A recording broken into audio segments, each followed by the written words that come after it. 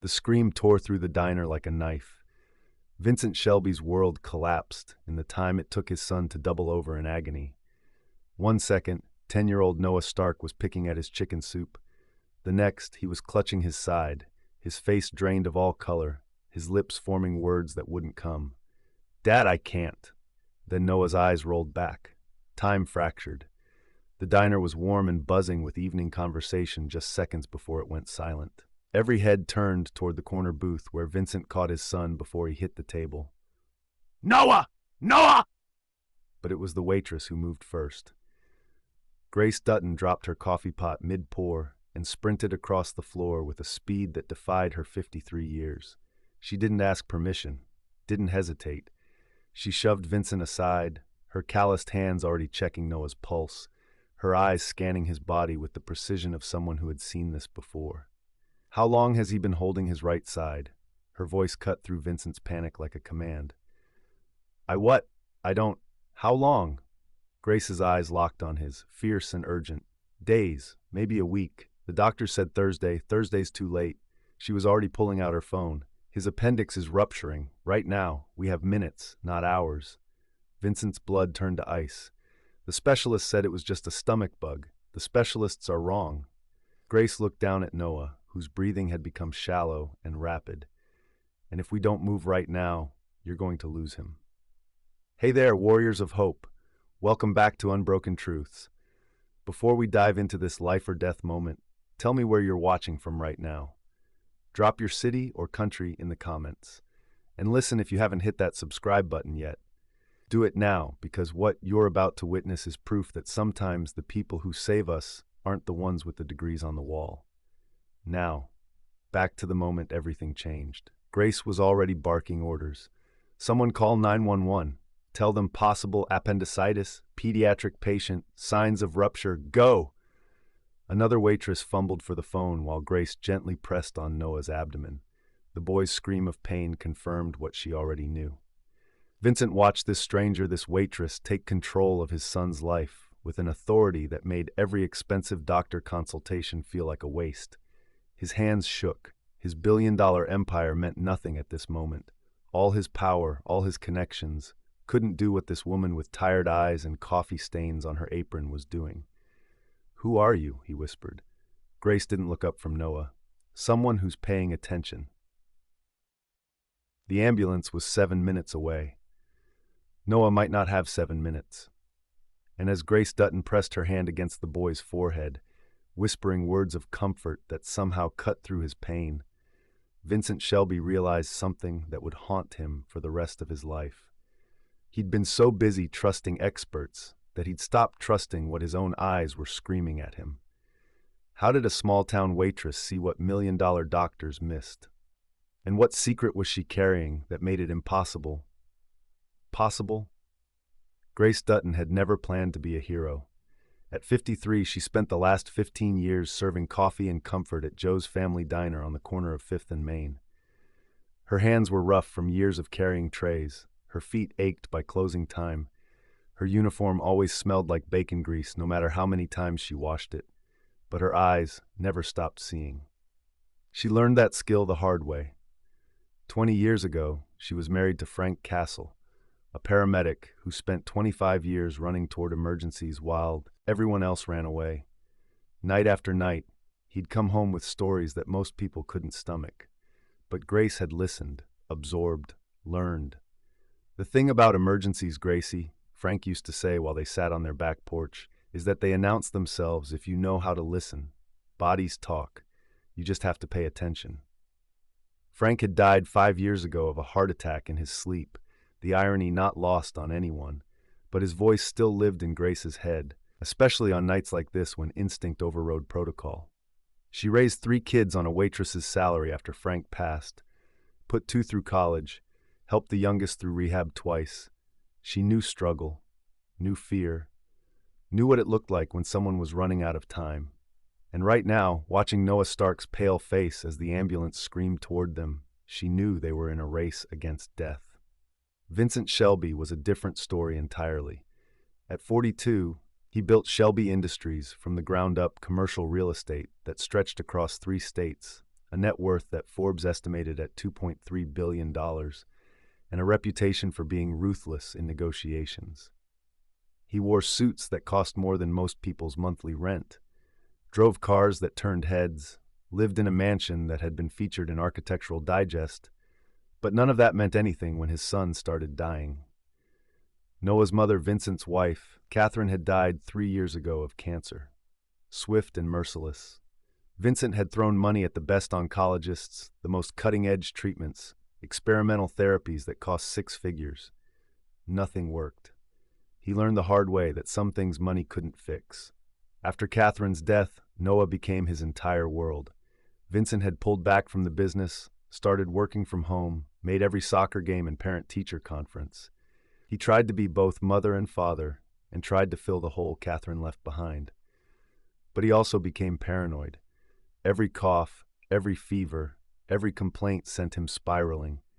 He hired the best pediatricians in Houston, insisted on preventive care, scheduled appointments months in advance with specialists who had waiting lists longer than some people's careers. Which is why, when Noah started complaining about stomach pain a week ago, Vincent had done everything by the book, called the pediatrician, scheduled the specialist, followed the protocol, and almost killed his son because of it. The ambulance arrived in a blaze of sirens and flashing lights. Paramedics burst through the diner doors, equipment rattling, voices sharp and professional. Grace didn't move from Noah's side. 10-year-old male, suspected appendicitis with signs of rupture. Pain started acutely about 8 minutes ago, but he's been symptomatic for at least a week, guarding lower right quadrant, rebound tenderness, rapid shallow breathing. The lead paramedic stared at her. "Are you medical? I'm his waitress. And I'm right." Grace's voice carried absolute certainty. "Check his vitals, you'll see." They did, and within 30 seconds the paramedic's expression shifted from skepticism to controlled urgency. "We need to move, now." Vincent tried to climb into the ambulance with Noah, but there wasn't room. "I'm his father." "Then follow us," the paramedic said, already loading Noah onto the stretcher. "General Hospital, trauma entrance." Grace grabbed her jacket. "I'm driving you." "What? No, I can. Your hands are shaking so bad you can't hold your phone." Grace's voice was firm but not unkind. "My car's out back. Let's go." If this story is grabbing your heart, hit that like button and drop a comment. Tell me, have you ever had someone show up for you when you needed it most?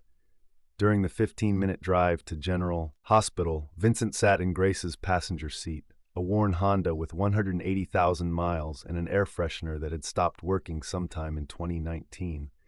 The contrast to his Mercedes would have been comical if his son wasn't dying. "Why are you doing this?" Vincent's voice cracked. "You don't know us."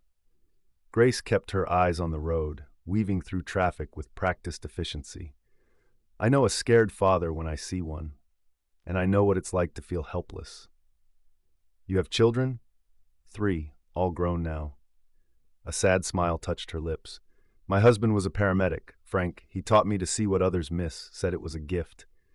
She glanced at Vincent. "Said it was also a responsibility." Vincent's phone buzzed, his assistant demanding to know where he was. He ignored it. "The doctors told me it was nothing serious. They scheduled tests for Thursday, which would have been too late." "How did you know?" His voice was barely a whisper. "How did you see what they missed?" Grace pulled into the hospital parking lot, tires squealing slightly. "Because I was looking at your son, not at a chart. I was seeing Noah, not a diagnosis." They rushed through the emergency room entrance. A team was already waiting. Grace's 911 call had given them enough warning to prep. A doctor in scrubs approached immediately. "Mr. Shelby? I'm Dr. Rahman. We're taking Noah straight to surgery. The imaging confirms acute appendicitis with early signs of perforation." Another hour and she stopped, seeing the terror in Vincent's face. "You got him here just in time." Vincent's knees buckled. Grace caught his arm, steadying him. "How long?" he managed to ask. "Surgery will take 2 to 3 hours. We'll update you every step." Dr. Rahman's eyes shifted to Grace. "Were you the one who called it in?" "Yes, ma'am." "Good catch. You may have saved his life." Then the doctor was gone, swept away by the urgent choreography of emergency medicine. Vincent and Grace were led to a private waiting room, a courtesy extended to wealthy donors, though Vincent barely registered the privilege. He collapsed into a chair, his head in his hands. Grace sat beside him, quiet and steady. She didn't offer empty platitudes or false assurances. She just sat there, present in a way that felt more comforting than any words could be. "I almost lost him," Vincent whispered. "I was so busy following protocols and trusting experts that I ignored what was right in front of me. You were scared. Fear makes us trust the wrong things sometimes. You weren't scared." Grace laughed softly. "I was terrified, but fear's not the enemy. Paralysis is. Frank used to say, 'Feel the fear, then move anyway.'" Vincent really looked at her for the first time. This woman in a coffee-stained uniform dropped everything to save a stranger's child. No hesitation, no calculation of reward or recognition, just immediate instinctive compassion. "Who are you, Grace Dutton?" she smiled. "Just someone who pays attention." 2 hours crawled by. Vincent made calls, canceled meetings, delegated emergencies, and ignored his board of directors. Grace stayed, occasionally stepping out to update the diner staff, but always returning. Around hour 3, Vincent finally asked, "Your family don't need you? My kids are grown, lives of their own now, and Joe knows where I am." Grace pulled out her phone, showing him a text. "Take all the time you need. We got this. That boy's lucky you were paying attention." "Joe, you have a good boss. I have a good life," Grace corrected gently. "Not fancy, not wealthy, but good." Vincent thought about his mansion, his cars, his empire. None of it had saved Noah. None of it had seen what this waitress saw in minutes. "I need to pay you back." "No," Grace's voice was firm. "That's not how this works." "Then how does it work?" She looked at him with those kind, tired eyes. "You pay it forward. Someday, somewhere, you'll see someone who needs help. And you won't think about protocols or appointments or waiting for the right moment. You'll just act. That's the payment." Before Vincent could respond, Dr. Rahman returned. Her scrubs were fresh, her expression cautiously optimistic. "Mr. Shelby Noah's surgery went well. We removed his appendix just before it ruptured completely. He's in recovery now." She paused. "If you'd waited until Thursday like the original appointment, we'd be having a very different conversation." Vincent's eyes flooded with tears. He turned to Grace, who was quietly gathering her jacket, preparing to slip away. "Grace, go see your son," she said gently. "He's going to be asking for you. Will you stay, please? Noah should meet the woman who saved his life." Grace hesitated, then nodded. "For a little while." They walked together to the recovery room where Noah lay sleeping, tubes and monitors surrounding him but color returning to his cheeks. Vincent grabbed his son's hand, pressing it against his forehead as tears fell freely. Grace stood in the doorway, silent witness to a father's love and relief. And in that moment, Vincent Shelby understood something profound. Real wealth wasn't measured in dollars or properties or power. It was measured in moments like this, in the kindness of strangers, in the courage to act when others would wait, in people like Grace Dutton who saw what others missed and cared enough to do something about it. Noah woke up 2 hours later, groggy and confused. "Dad?" His voice was small, frightened. Vincent was there instantly, his hand cupping his son's face. "I'm right here, buddy. You're okay. You're safe." "What happened? I was eating soup and then—" Noah's eyes widened with remembered pain. "It hurt so bad. Your appendix was sick, but the doctors fixed it." Vincent smoothed Noah's hair back. "You're going to be just fine." Noah's eyes drifted past his father, landing on Grace, who stood quietly near the window. "Who's that?" "That's Grace. She's the reason you're okay." Grace stepped closer, her smile warm. "Hey there, Noah, how are you feeling?" "Tired, and my stomach hurts." "That'll get better soon, sweetheart. You're very brave." Noah studied her with the brutal honesty of children. "You're the waitress from the diner. You gave me soup." "I did, though you didn't get to finish it." "Did you know I was really sick?" Grace knelt beside his bed, her voice gentle. "I saw that you were hurting more than you were letting on. Sometimes grown-ups miss things, but I learned a long time ago to trust what I see. My dad says you saved my life. Your dad got you help. I just pointed him in the right direction." Noah reached out, his small hand grasping Grace's calloused fingers. "Thank you for pointing that out." Something in Grace's chest cracked open. She squeezed his hand gently. "You're very welcome." Over the next 3 days, as Noah recovered in the hospital, Grace became a constant presence. She'd arrive after her morning shift at the diner, bringing magazines, card games, and homemade cookies that Noah devoured despite the hospital's bland meal plans. Vincent watched this stranger integrate seamlessly into their lives, filling a space he hadn't realized was empty. On the fourth day, Dr. Rahman delivered the news they'd been waiting for. Noah could go home. "But I want you back in 2 weeks for a follow-up," she told Vincent. "And this time, trust your instincts. If something feels wrong, don't wait for appointments." As Vincent packed Noah's belongings, his phone rang. His assistant, Marcus, sounded frantic. "Sir, we have a problem. The Houston Medical Center project, the investors are pulling out. They want a meeting tomorrow morning or they're walking." Vincent's jaw tightened. The Houston Medical Center was his flagship project, a $500 million development that would transform healthcare infrastructure across the city. Losing the investors would be catastrophic. "Tomorrow? Noah just got out of surgery." "I know, sir, but they're adamant. It's tomorrow or never." Vincent closed his eyes. The businessman in him knew what he had to do. The father in him screamed to refuse. "Sir," Marcus pressed, "set it up, 8 a.m. He hung up and turned to find Grace watching him, her expression unreadable. "You have to work tomorrow," she said. "Not a question. It's important. I don't have a choice." "Everyone has a choice, Vincent." The use of his first name startled him. In the days since the emergency, they maintained a polite formality. "Mr. Shelby, Miss Dutton." But something had shifted. If you're feeling the tension right now, hit that subscribe button because this story is about to test everything these two believe about what matters most. "I can't lose this deal," Vincent said quietly. "It's not just money. It's a job. Healthcare access for thousands of people. If I don't show up, Noah just almost died and you're already planning to leave him alone?" The words hit like a slap. Vincent's face flushed. He won't be alone. The nurses, he needs his father. Grace's voice was firm but not cruel. "Not nurses, not staff, you. You don't understand the pressure. I understand that your son woke up crying for you twice last night. I understand that he's terrified of being alone. And I understand that all the money and projects in the world won't matter if he learns that work comes before him." Vincent's hands clenched. "My wife died because I couldn't save her. This project could save thousands of others. I have to too. You have to be there when your son wakes up tomorrow morning." Grace stepped closer. "That's what you have to do." "I'm trying to balance." "There is no balance," Grace interrupted, her eyes blazing. "Not right now. Right now, there's just a scared little boy who needs to know his father won't disappear when things get hard." The words hung between them like a challenge. Vincent wanted to argue, wanted to explain about fiduciary responsibility and investor timelines and how the world didn't stop just because your personal life was falling apart. But then Noah called out from the bathroom, his voice shaky. "Dad, can you help me?" Vincent moved immediately, helping his son back to bed. Noah's face was pale, his movements slow and painful. "Dad, you're staying tonight, right?" Vincent opened his mouth. The lie almost came automatically. "Of course, buddy."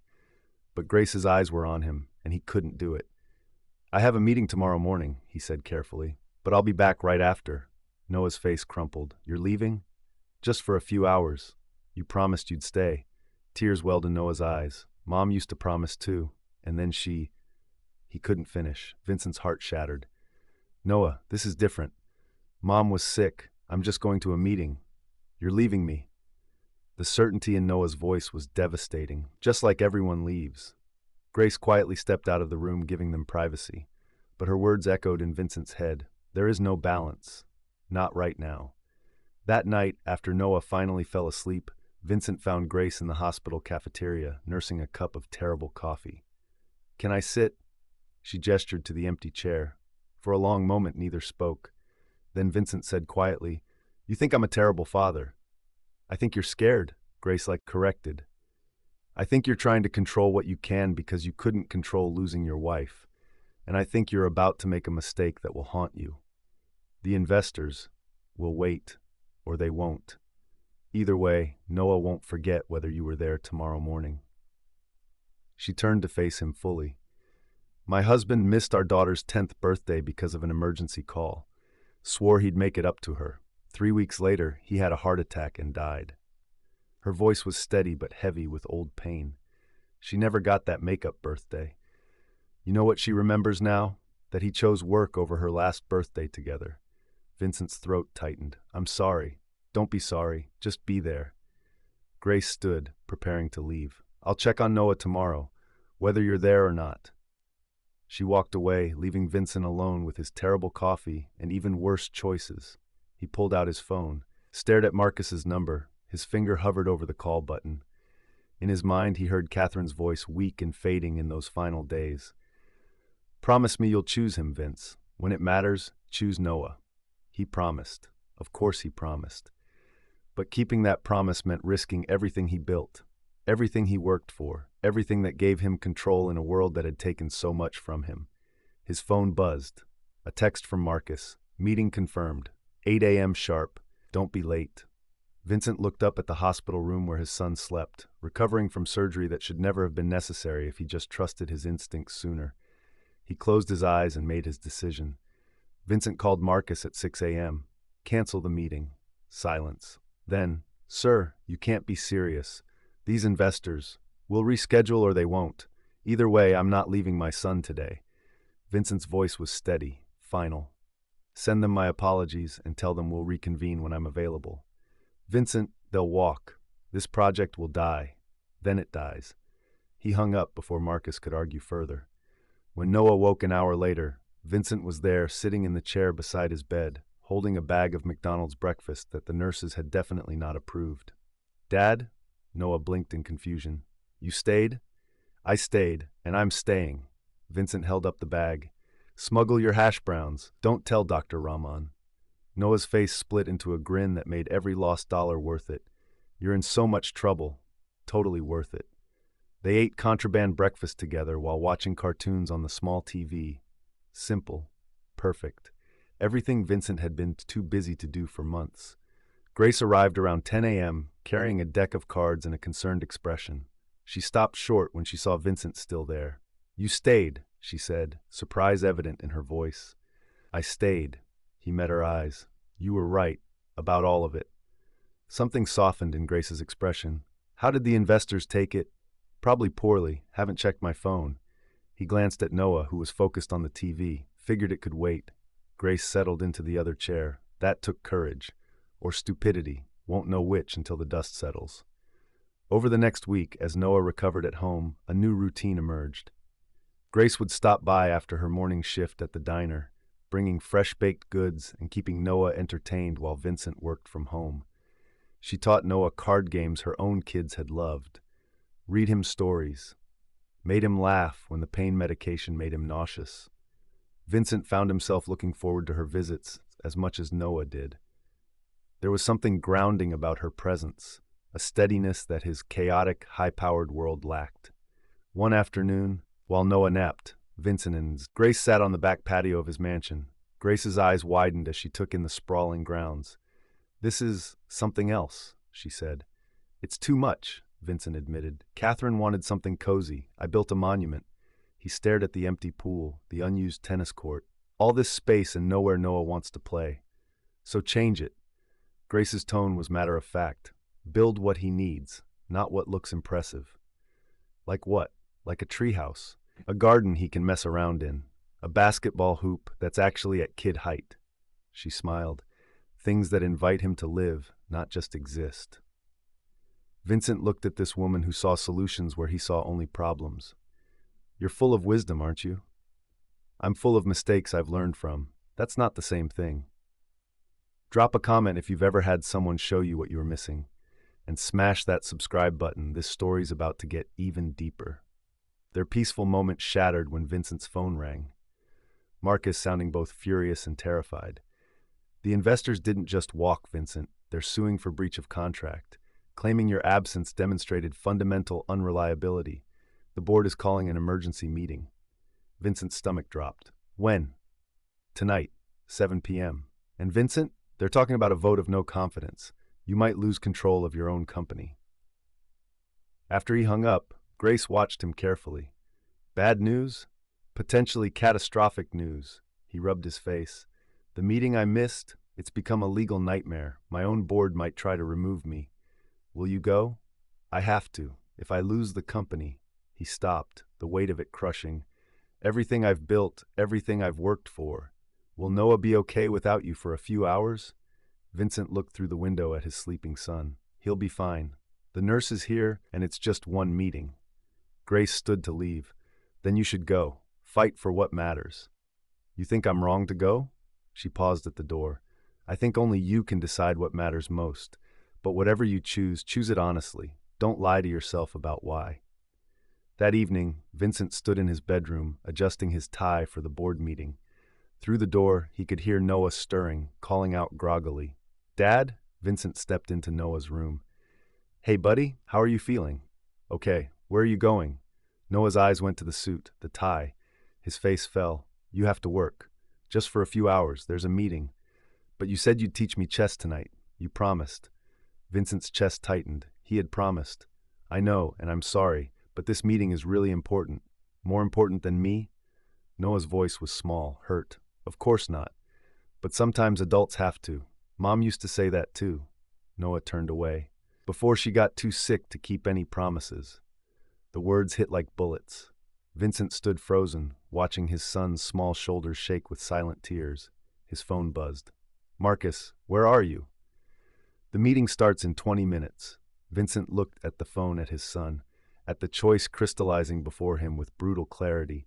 He could go to the meeting, save his company, preserve his empire, and prove to Noah that work would always win, or he could stay. Teach his son chess, keep a promise, and possibly lose everything he spent his adult life building. Choose him. Catherine's voice, Grace's voice, his own conscience. Vincent powered off his phone. You know what? He loosened his tie. That meeting can wait. Chess is way more important. Noah turned back, eyes wide with disbelief. Really? Really? Vincent sat on the bed.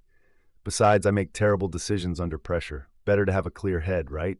And nothing clears my head like getting beaten at chess by a 10-year-old. Noah launched himself into Vincent's arms, and in that moment, Vincent knew whatever happened with the company, this was the right choice. They played chess until Noah fell asleep mid-game, his head on Vincent's shoulder. Vincent carried him to bed, tucked him in, and sat watching him breathe for a long time. His phone still off sat heavy in his pocket. By now, the meeting was over.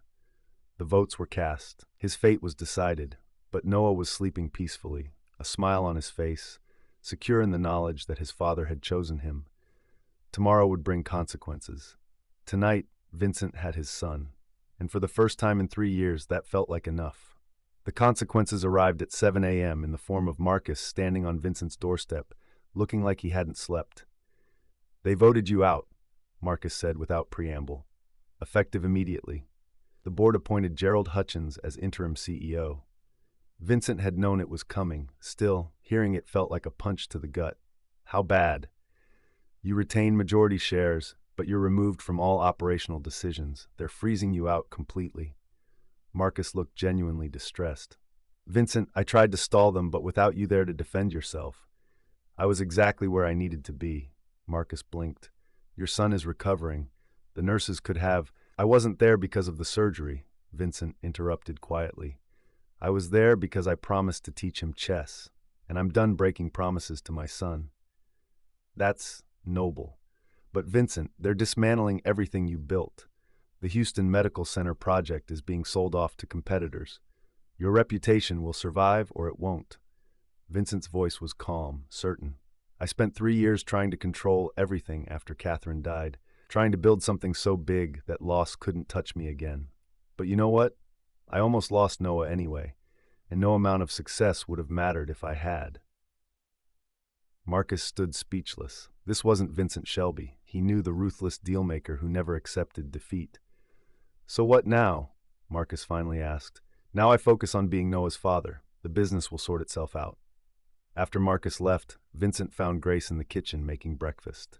She started arriving early, claiming Noah needed proper food, not whatever rich people think counts as breakfast. I heard, she said simply. I'm sorry. Don't be. I'm not. Vincent poured himself coffee. Turns out losing everything helps you figure out what actually matters. Grace studied him carefully. You mean that? I really do, he smiled. It's terrifying and liberating at the same time. Noah bounded into the kitchen, moving better each day. Dad, Grace is making her famous pancakes, the ones with He stopped mid-sentence, his face going pale. His hand moved instinctively to his side. Noah? Vincent was beside him instantly. What's wrong? I don't know. It hurts. Different than before. Noah's breathing quickened, panic setting in. Grace moved fast, her hands gentle but efficient as she checked him. Where exactly? Left side now, and my chest feels tight. Vincent's blood turned to ice. Should we call Dr. Rahman? Grace was already on her phone. This is Grace Dutton calling about Noah Stark.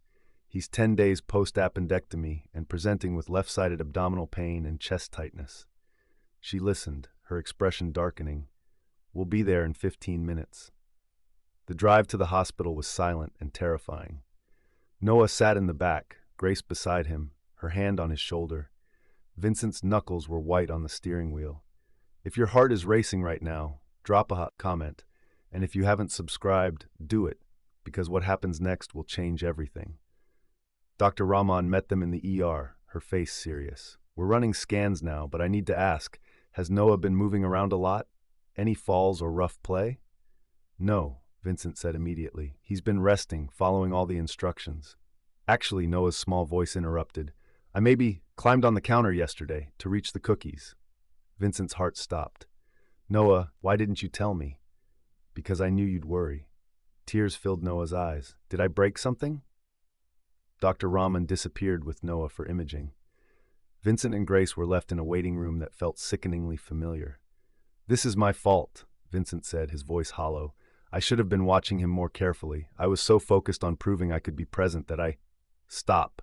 Grace's voice was firm. Kids do kid things. That's not on you.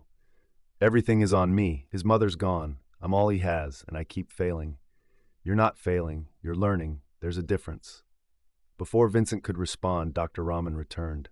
Her expression was unreadable. The scans show a small hematoma, basically internal bruising from the fall. It's not life-threatening, but it needs monitoring. We'll keep him overnight for observation. Relief and fear warred in Vincent's chest. Is he okay? He will be. But Vincent, Dr. Rahman's tone shifted. I need to tell you something else.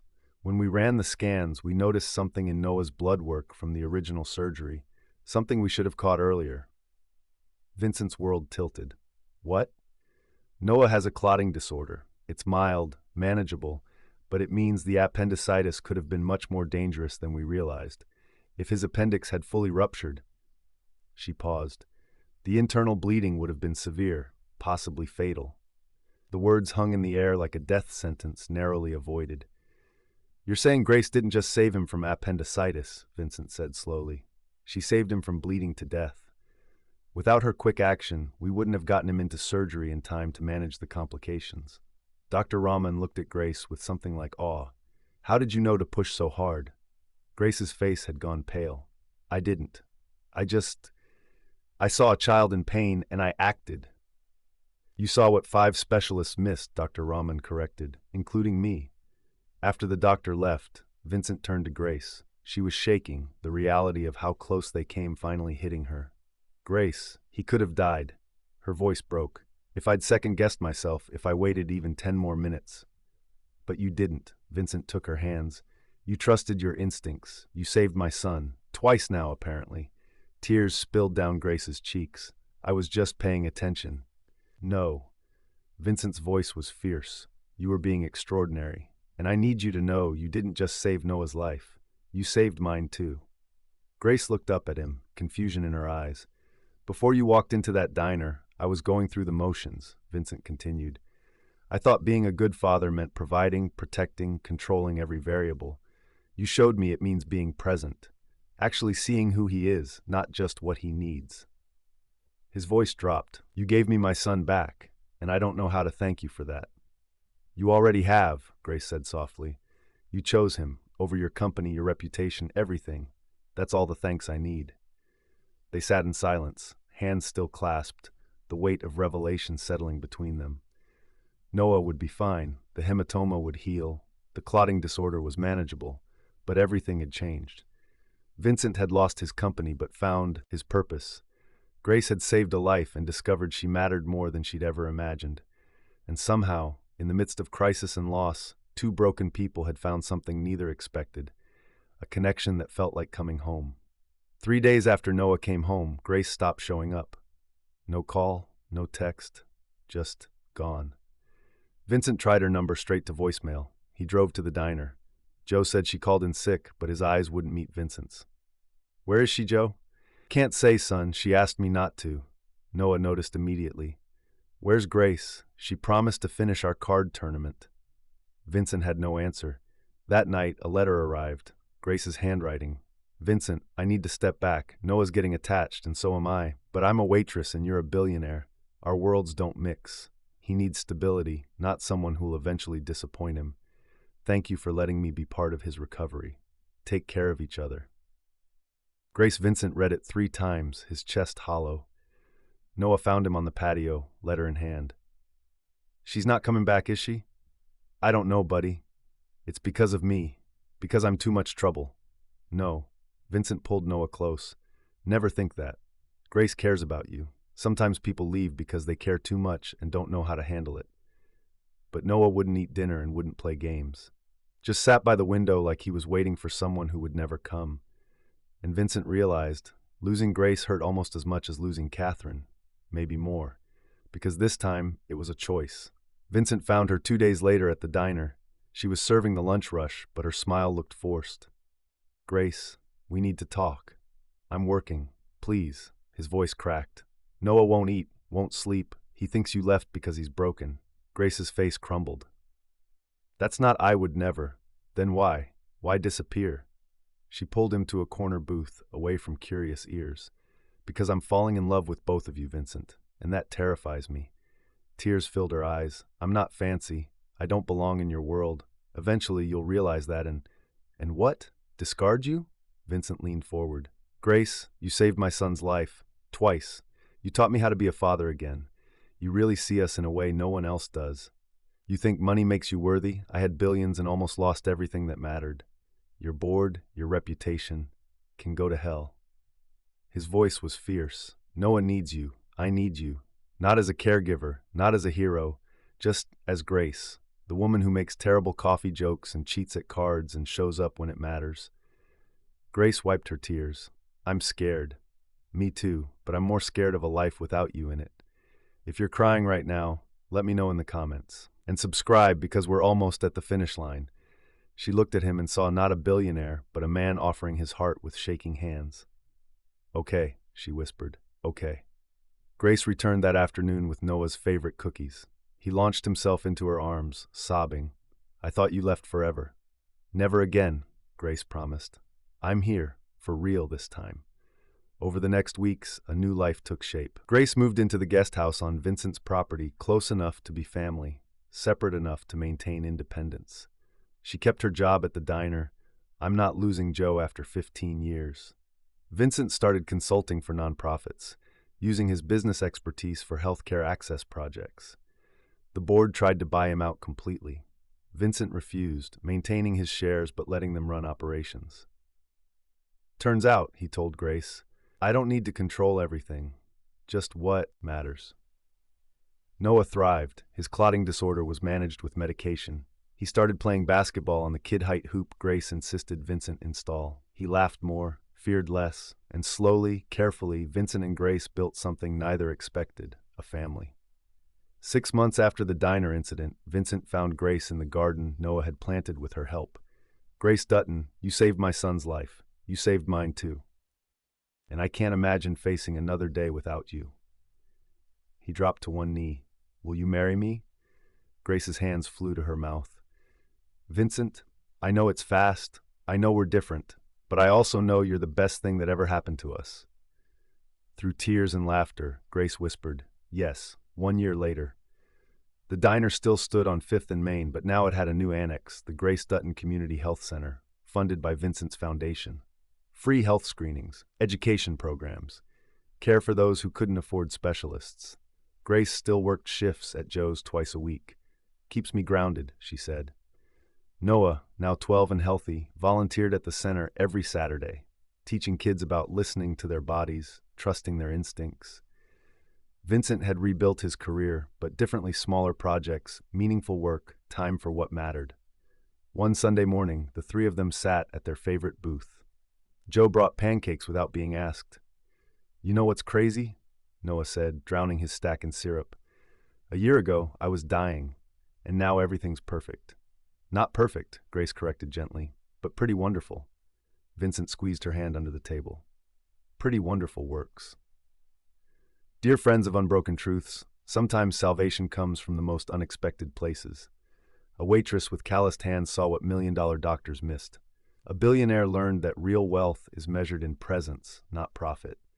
And a boy discovered that family isn't always blood. Sometimes it's the people who show up when you need them most. Who moved your heart in this story? Grace's courage, Vincent's transformation, Noah's resilience? Drop your answer in the comments. And if this story reminded you that one person can change everything, hit that like button, share this with someone who needs hope, and subscribe to Unbroken Truths, because sometimes paying attention is the most powerful medicine in the world.